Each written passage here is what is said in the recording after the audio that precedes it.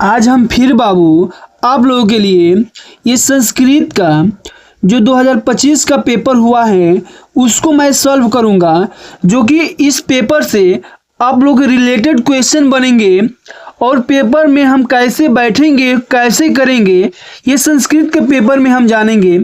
तो सबसे पहले यहाँ पर हम अपना नाम लिखेंगे, रोल नंबर और नाम लिखते हुए आगे बढ़ेंगे। तो पेपर तो आप लोगों को समझ में आता ही होगा कि कहाँ पर क्या है। तो सीधे हम अपने टॉपिक पर चलते हैं कि पहला हमारा प्रश्न बहुविकल्पीय में क्या दिया हुआ है। अगर इसको पढ़ लेते हो, ऐसे पिछले प्रश्न पेपर ओरिजिनल पेपर है बाबू, बिल्कुल आपका ये ओरिजिनल पेपर है 2025 का। अगर इससे आप पेपर को पढ़ते हो ना तो बिल्कुल आपको दिशा निर्देश तो मिलेगा ही और इससे फंसने की गारंटी रहती है, क्योंकि ये जो कोड आते हैं सब 7 कोड बनते हैं, यानी 7 सेट पेपर बनते हैं। तो किसी न किसी में कोड क्या होता है, बना रहता है अलग अलग। तो इस चीज को ध्यान में रखते हुए क्या करेंगे, आप पढ़ेंगे और आगे बढ़ेंगे। देखिए हम क्या है, पहला ये देखते हैं प्रश्न पर बहुविकल्पीय क्या है। तो सुंदर से अच्छा से देखना आप लोग, बहुत ही समझ में आएगा आप लोगों को, ठीक है ना। तो ये वास्तुनिष्ठ प्रश्न है खंड क से, ठीक है ना। बहुविकल्पीय प्रश्न पहला क्या दिया हुआ है, तो 1 और 2 का उत्तर आपको इसी गद्यांश में से पढ़ करके देना है। तो 1 नंबर है प्रस्तुत गद्यांश से पाठ नाम किम। तो इस जो गद्यांश है किस पाठ से लिया गया है, तो मदन मोहन मालवीय पाठ से लिया गया है। तो आप बी नंबर पे गोला करते हुए इस तरह से आगे की तरफ बढ़ेंगे और देखेंगे कि क्या अगला हमारा दूसरा नंबर प्रश्न बोला है। तो एकदम अर्थ सहित आपको मिलेगा और कैसे आपको संदर्भ लिखना है, अनुवाद कैसे लिखना है। तो देखो मैं बहुत ही अच्छे से अनुवाद लिख करके आपको बताया हूं, और साथ ही बाबू मैं आप लोगों को ये चरित्र चित्रण कैसे लिखना है ये भी मैं आप लोगों को बहुत अच्छा से लिखा हूं। साथ ही साथ आपका देखो ये निबंध कौन कौन सा निबंध आएगा, इसमें जो निबंध दिया है उसको मैं क्या किया हूँ, अच्छे से लिखा हूँ और आपको इसी में से बताऊंगा कि कैसे लिखना है, ठीक है ना। तो दूसरे प्रश्न क्या है, मदन मोहन मालवीयस्य पितुः नाम किमास्ति। मैंने मदन मोहन मालवीय के पितुः नाम किमास्ति, किस नाम से उनके पिता, तो क्या था, पंडित ब्रजनाथ चतुर्वेदी, ठीक है ना। यहां से हम आगे बढ़ेंगे तीसरे नंबर क्वेश्चन पे, आचार्य शंकरस्य जन्म अभवत। इसको हम ए नंबर पे गोला करेंगे केरल प्रदेश से, यानी केरल प्रदेश में। मैंने आदि शंकराचार्य का जन्म कहाँ हुआ, तो केरल प्रदेश में। कहाँ हुआ था, केरल प्रदेश में। महाभारतम इति महाकाव्यस्य रचयिता का, मानी महाभारत के रचयिता कौन है, तो वेद व्यास जी थे। कौन थे, वेद व्यास जी थे। अब हम आते हैं 5वें नंबर क्वेश्चन पे, वृक्षा कह सलिल पानम कुर्वन्ति। तो इसका क्या होगा, तो इसमें हम सी नंबर गोला पारेंगे, पादह, इस पे हो जाएगा। 6 नंबर का आंसर क्या होगा, अगर विकल्प आप लोग पहले तो आंसर दीजिए क्या होगा, मैं ट्रिक भी लगा दिया हूं तो इससे घबराने की जरूरत नहीं है, बिल्कुल याद करते जाओ। इतना मैं पढ़ा दूंगा कि आपको याद तो हो ही जाएगा। धीमताम काला केन प्रकारण यति काव्य शास्त्री विनोदेन। इस तरह से डी नंबर पे गोला करेंगे। पृथ्व्या कति रत्नानि संति, त्रीणी हो जाएगा, क्या हो जाएगा, त्रीणी हो जाएगा। किम नाटिकम दृष्ट्वा गांधीनः हृदयम पर परिवर्तितम। तो इस तरह से 8वां का आपका हरिश्चंद्र पे गोला कर देंगे। 9 नंबर क्वेश्चन आप लोग जल्द कमेंट में बताइए कि 9 नंबर का क्या होगा। तो 9 नंबर का क्या होगा, नागनंदम इति नाटके अंगका संति। तो इसका क्या हो जाएगा, पंचम, क्या हो जाएगा, पंचम। आते हैं हम 10वें नंबर प्रश्न पे। तो आप लोग आंसर दीजिए कि 10वें का क्या होगा, रामनाथाय रक्तम अदतात। तो इसका हो जाएगा आप लोग बी नंबर पे गोला करेंगे, चपला। 11 नंबर प्रश्न क्या कह रहा है, तो यण प्रत्याहार के वर्ण कौन कौन से आते हैं, तो सी नंबर में य र ल व, ठीक है ना। री का रस से उच्चारण किसमें है, तो मूर्धा से है, किससे है, मूर्धा से हैं। देखो ये बालक गलती किया था, एक सी पे गलती कर दिया था, आप लोग ए पे गोला करेंगे। वैसे ही यहाँ पर भी एक गलत किया था बालक, डी नंबर पे गोला किया है, लेकिन इसका क्या होगा, बी नंबर होगा। ठीक है ना। अब देखते हैं 13 नंबर, हरिम बंदे में संधि है, अनुस्वार संधि है। क्या बाबू, अनुस्वार संधि है। 14 नंबर क्वेश्चन क्या है, तो विष्णु का संधि विच्छेद क्या होगा, तो विष्णु त्राता, क्या हो जाएगा, विष्णु त्राता। देखना ये बी नंबर पर गोला किया है, ये आपका गलत है। अगर इसको करते हो तो आपको गलत माना जाएगा, इसमें एक भी नंबर नहीं मिलेगा। तो सी नंबर पर गोला करेंगे, 1 नंबर मिल जाएगा। 15 नंबर का क्या होगा, नादो पद किस विभक्ति और वचन का रूप है, तो षष्ठी विभक्ति द्विवचन का है। फिर यहाँ पर 3 नंबर पर गोला किया है, 1 नंबर पर, तो ए नंबर पर गोला किया है, तो ये आपका गलत हो जाएगा। सी नंबर पे हम गोला करेंगे षष्ठी विभक्ति द्विवचन, तो ये आपका सही होगा। पितृ शब्द का तृतीय विभक्ति एक वचन रूप है, तो पितृ के क्या होगा, तो पित्रा होगा। क्या होगा, पित्रा। इस तरह से सी नंबर पर करेंगे तो ये गलत हो जाएगा आपका। ठीक है ना। तो सी नंबर पे ये क्या है, गलत हो जाएगा, यानी डी नंबर हो जाएगा आपका सही। 17 नंबर, भवतु रूप है, तो लोट लकार प्रथम पुरुष और एक वचन, ये ध्यान में रखना है। 18 नंबर, अविभक्त रूप किस लकार का है, तो ये लंग लकार का है। किसका है, लंग लकार का है। प्रत्यक्षम में समास कौन सा है, तो इसका अव्ययी समास है, यानी अव्ययी भाव है। क्या है, अव्ययी भाव समास है। अब आते हैं लास्ट क्वेश्चन 20 नंबर पे, त्रिफला का समास विग्रह क्या होगा, तो त्रयम फलानाम समाहार। ये जो बच्चा ए नंबर गलत किया है ये गलत है, इसका बी नंबर पे गोला करेंगे और तब जाकर के आपको 1 नंबर मिलेगा। अब आते हैं हम खंड ब पे, वर्णात्मक प्रश्न उपखंड का, इसको कैसे लिखेंगे। सबसे पहले तो हम इसकी लिखने के तरीका जानेंगे। अगर लिखने को नहीं तरीका मालूम तो आपको नंबर एग्जामिनर एक भी नहीं देगा। आपको मालूम है कि इस पे 4 नंबर मिलने वाले हैं। कितने नंबर मिलने वाले हैं, 4 नंबर। पहले हम इसको प्रश्न को देखेंगे कि क्या है।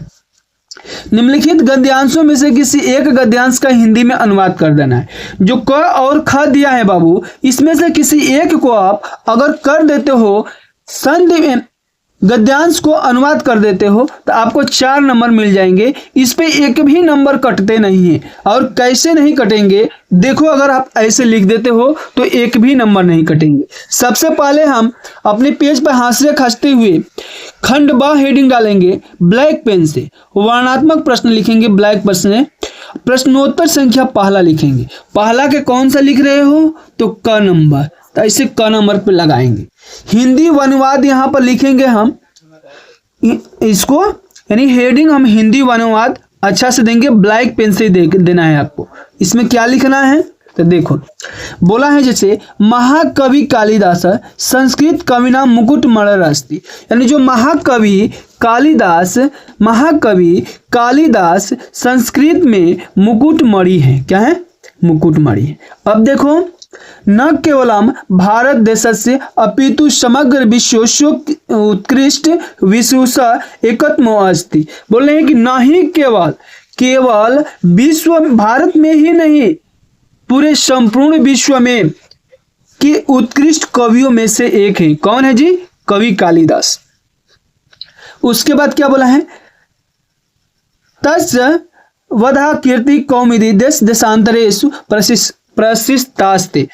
तो इसका हो जाएगा उनकी निर्मल कृति रूपी चांदनी देश विदेश में प्रसिद्ध है। क्या है, देश देशांतरे, यानी देश विदेश में फैली हुई है। भारत देशे, यानी भारत देश में ही जन्म लब्धवा स्वकर्णिम स्विकर्मणा देववाणी मंगलम कुर्वाणा सह न केवलम भारतीय कवि अपितु विश्व कवि रीति सर्वराद्रियते।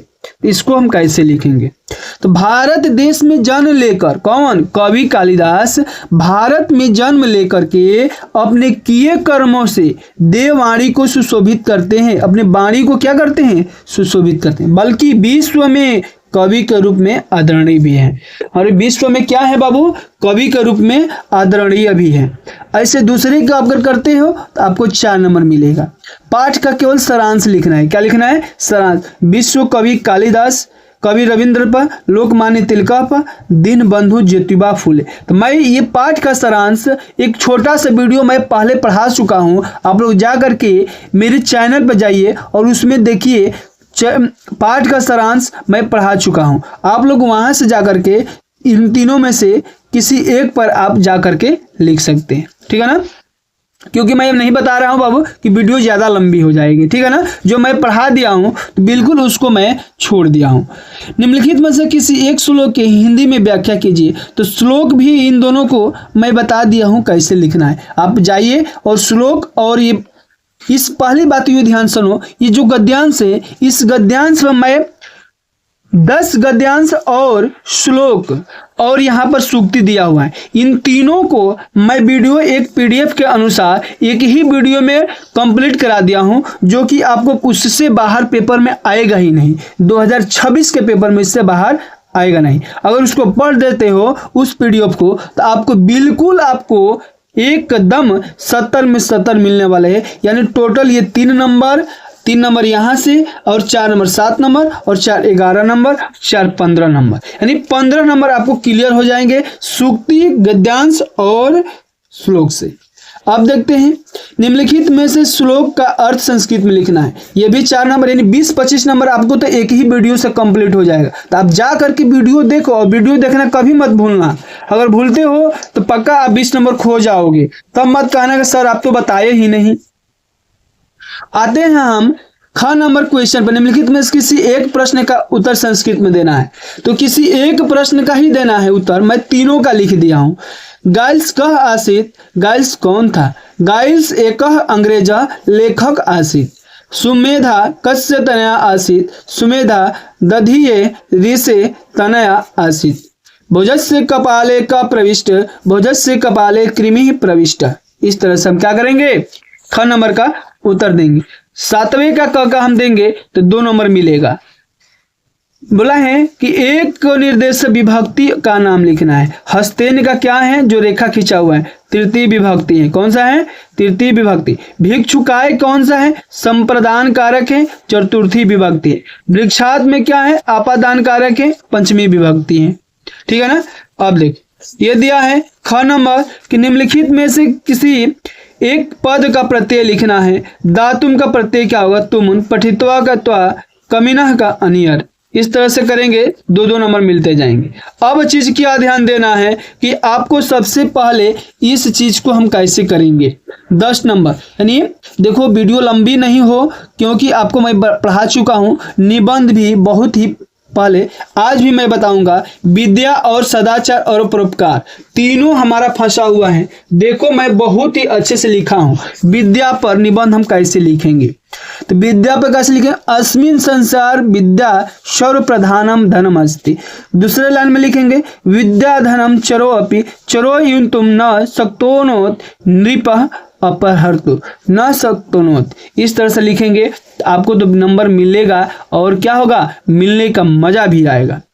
विद्या वेतदोत विद्धि मयाति सजयात न क्षयमाति, विद्या कल्पलता इव सर्व कार्य साधिका अस्ति। इस तरह से 4 लाइन कंप्लीट हुआ।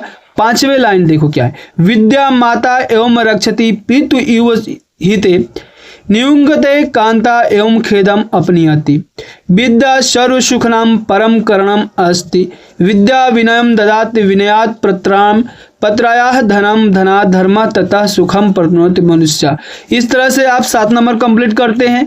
केवल एक लाइन लिखना है और 8 नंबर पा जाओगे। विद्या विहीना नरः पशु तुल्य भवत्, अतः सर्वे नराः स्वपुत्रान पुत्रिच। यहाँ पर 9 लाइन इसलिए लिखा हूँ अगर 1 लाइन भूल जाते हो तो 8 लाइन आप लिख लोगे। इसी तरह ये देखो इसका हो गया। अब सदाचार पर कैसे लिखेंगे? तो सबसे पहले तो सदाचार आपको इस तरह हेडिंग डालना है अच्छे से सुंदर से। उसके बाद 1 नंबर डाल करके लिखेंगे सताम आचारः सदाचारः कथ्यते, सहजना यदा अचरन्ति तदेव अचरम सदाचर कथ्यते। 3 नंबर में क्या लिखेंगे? सदाचारी जन सर्वे सशिष्ट पूर्वकम आचरत। चौथे में लिखेंगे सत्यम वदति नित्यम माता पितरो अभिभवति गुरुजनानाम आदरम करोति। इस तरह से लिखेंगे। संस्कृत भाषायां महत्वम मिल गया ना? देखो बिल्कुल मिलेगा आपको, एक भी छूटेगा नहीं, छोड़कर नहीं आओगे। संस्कृत भाषायां महत्वम। संस्कृत भाषा अस्माकं देशस्य प्राचीनतम भाषा अस्ति। संस्कृत क्या है? देश की प्राचीनतम भाषा है। संस्कृत भाषा भारत राष्ट्रस्य एकतया आधारा अस्ति। संस्कृत भाषा एव भारतस्य भाषा अस्ति। चत्वारो वेदाः रामायण महाभारत भगवत गीता इत्यादि ग्रंथाः संस्कृत भाषायाम् एवं विरचितानि। 5 नंबर प्राचीन काले सर्वे जनाः संस्कृत भाषायाम् एव वदन्ति। आधुनिक भाषा विज्ञान से तदेव यथीनयम प्रमाणित। इस तरह से लिखेंगे आपको, तो बाबू बिल्कुल आपको नंबर मिलने वाले हैं। अब आगे आपका परोपकार पर, परोपकार पर कैसे लिखेंगे हो तो देखो ऐसे लिखाई, ठीक बा। परेशान उपकरह परोपकार कथयते, इसको मैं नहीं लिखवाऊंगा, नहीं दूंगा। पहले आप वीडियो को लाइक करो, सब्सक्राइब करो और शेयर करो, तब मैं परोपकार आपको लिखवाऊंगा। पहले जल्दी जल्दी करो।